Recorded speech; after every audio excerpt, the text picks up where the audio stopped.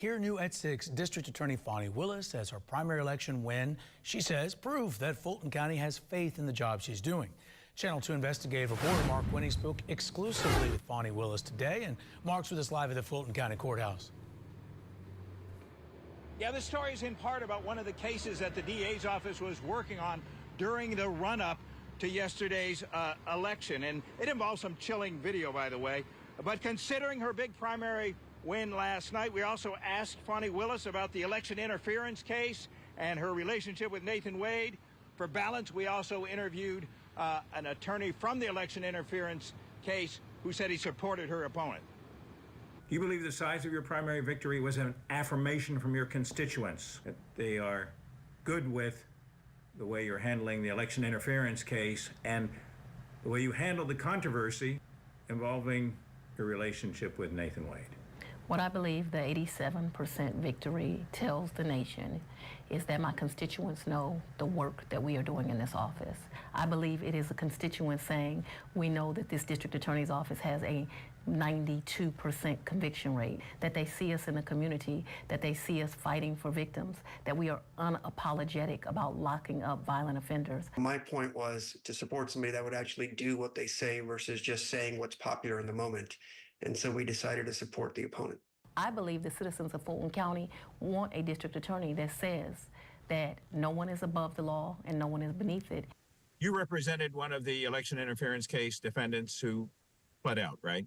Yes, I did. And that she is not afraid to prosecute anyone that comes into this jurisdiction and commits a crime. The case was going along fine if it wasn't for all the personal issues. Fulton County District Attorney Fani Willis says while she was focused on winning the Democratic primary for re-election, she remained focused on her office winning cases, like the one against Fardarian Greer.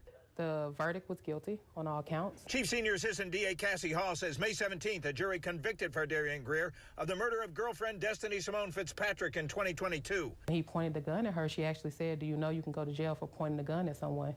He responded, "Yeah," and he pulled the trigger. She says Greer made no secret he's nephew of hip-hop star Jeffrey Williams, a.k.a. Young Thug, but that Greer should be known now as a domestic violence abuser. She says 10 days before the murder, he dropped his crutches and went after Ms. Fitzpatrick, throwing her to the ground and hitting her head against a wall, and almost an hour later, Greer pointed a gun at her. I'm gonna shoot it.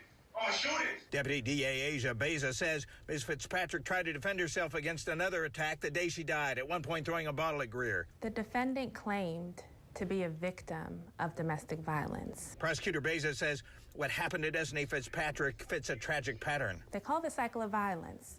It's a cycle that domestic violence victims are in. We have to make sure that domestic violence victims are educated and that they know that there is some place to go. And the truth is we do not have enough resources for them right now. And I plan to be at the center of providing them resources. And I got the impression that could be one of her priorities in her next term should she win in November. So within the last 20 minutes or so, I got a text from Greer's defense lawyer, Anastasios Menetis. He said they plan to appeal, that the trial was unfair because they weren't allowed to present evidence of intellectual disability.